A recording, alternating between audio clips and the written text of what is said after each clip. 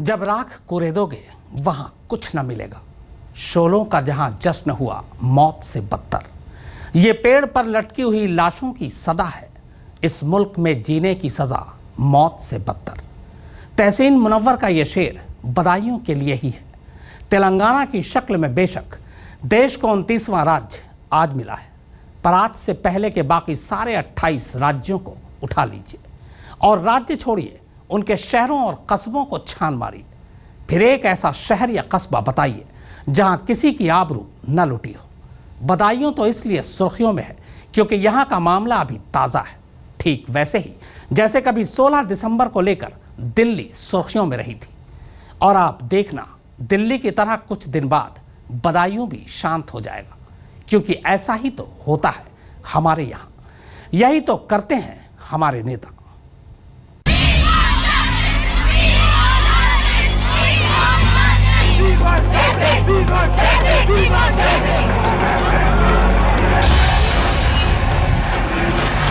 में फांसी दी जाएगी।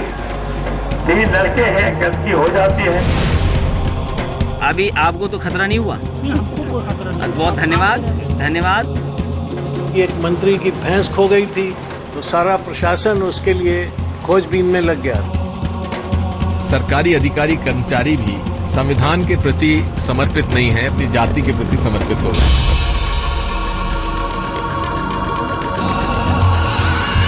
हमारी जो बच्चियां हैं, उनकी जो इज्जत है वो पैसे से वापस नहीं मिलने वाली।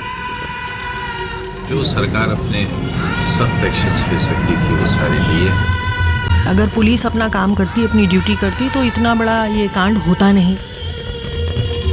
जो बहुत सारे लोग राजनीति करने आए थे, हम राजनीति करने नहीं आए।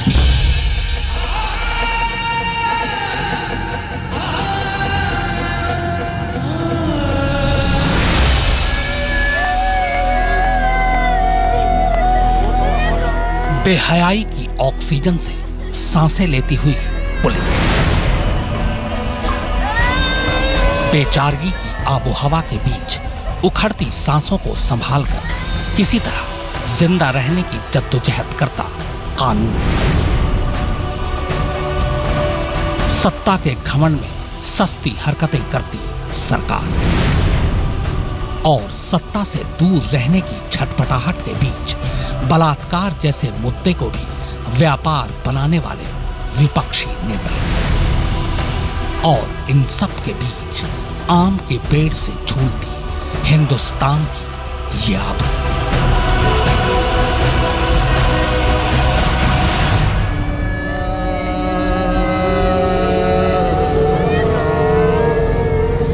वाकई अब तो शर्म भी नहीं आती, बस अफसोस होता है।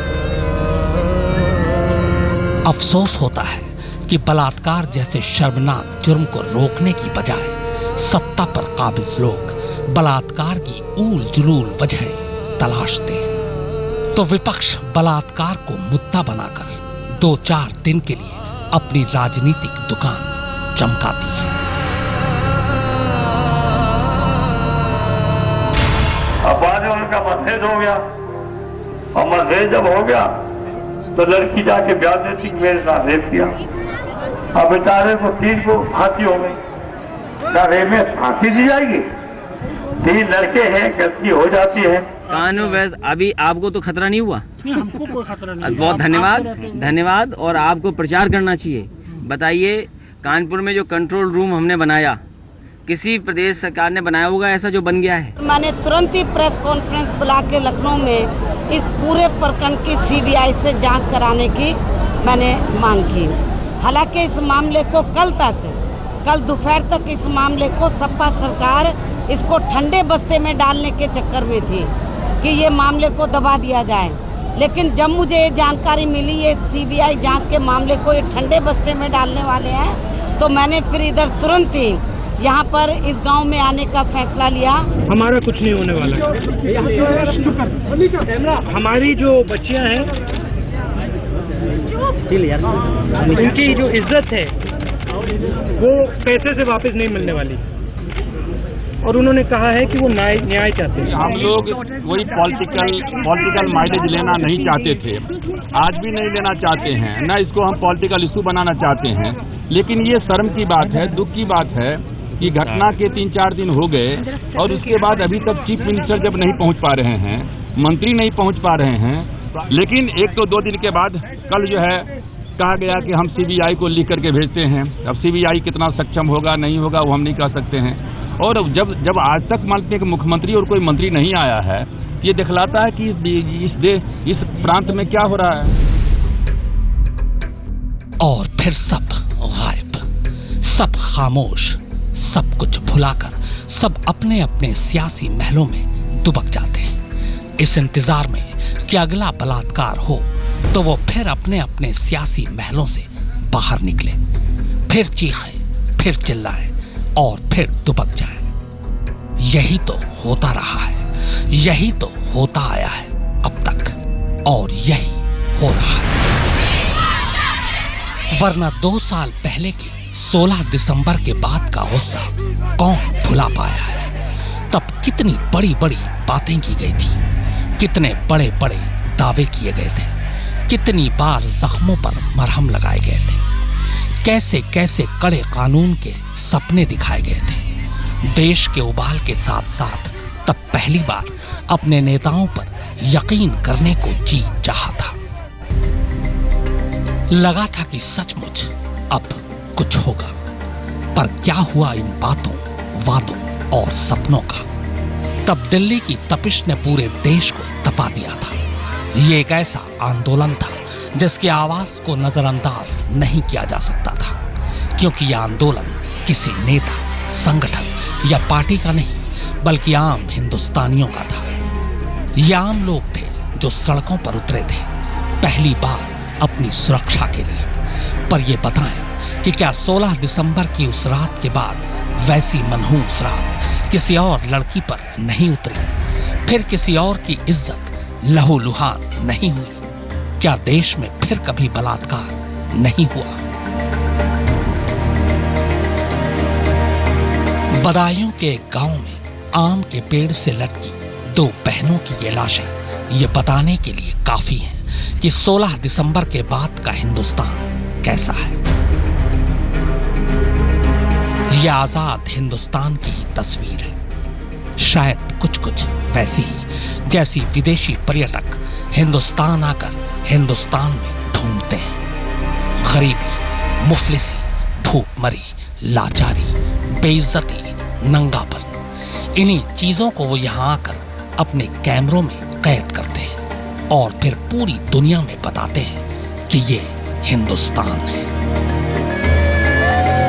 मगर ये तो अपना ही कैमरा है, अपने ही लोग हैं और अपनी ही इज्जत, और इसे अपने ही अपनों के सामने बेआबरू करने के बाद पेड़ पर टांग कर चल दिए। लाशों को पेड़ से टांगने वालों को भी शायद ये पता था कि जिस राज्य में कानून ही खूंटी पर टंगा हो, वहां भला उनका कोई क्या बिगाड़ लेगा। 2 साल 2.5 महीने पहले लखनऊ की गद्दी पर जब अखिलेश यादव काबिज हुए तो लगा था कि बाकी चीजों के साथ साथ यूपी में जुर्म की सूरत भी बदलेगी। सूरत बदली भी, पर अच्छी होने की बजाय और बिगड़ गई। देश के सबसे बड़े राज्य के एक किनारे से लेकर दूसरे किनारे तक कहीं भी घूम आइए, जुर्म की तस्वीर एक जैसी ही नजर आएगी। पर अफसोस तब होता है जब जुर्म रोकने की बजाय लखनऊ के नक्काल खाने से सिर्फ बातें ही सुनाई देती हैं। दुर्भाग्यपूर्ण दुखद घटना थी और सरकार को जो कदम उठाने थे सरकार ने कदम उठाए हैं, गिरफ्तार कर लिया है। कानून व्यवस्था बेहतर हो और व्यवस्थाएं बेहतर हो, उसके लिए लगातार सरकार काम कर रही है। इस तरह का कोई भी समूह हो, कोई भी लोग हों जो संविधान और कानून के ऊपर हैं, उनके खिलाफ या जानकारी मिलने पर कि जिससे कि व्यवस्था खराब हो सकती है, ऐसी चीज़ों पर रोक लगेगी। अगर कोई राजनीति करना चाहता है तो राजनीति करें, लेकिन दुख में, परेशानी में और किसी की जान चली जाए उसमें समाजवादी पार्टी राजनीति नहीं करती है। 25 लाख रुपए मैंने अभी आर्थिक मदद की है, चेक दिया उन्हें। उनकी नौकरी को, उनकी बहन की नौकरी और भाई की नौकरी की बात की। उन्होंने कहा कि अपने जो पति थे उनसे बेहतर नौकरी मिलनी चाहिए उन्हें, तो उन्हें नौकरी का इंतजाम सरकार करेगी।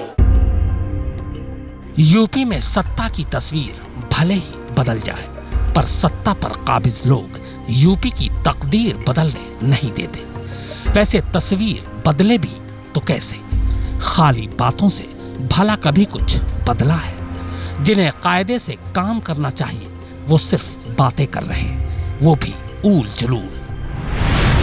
यूपी में रेप के बाद लड़की को तेजाब पिलाया, यूपी में 10 साल की बच्ची के साथ रेप, यूपी में मानसिक रूप से बीमार बच्ची के साथ बलात्कार, यूपी में गांव के अंदर गैंग रेप, यूपी में रेप के बाद जिंदा जलाने की कोशिश।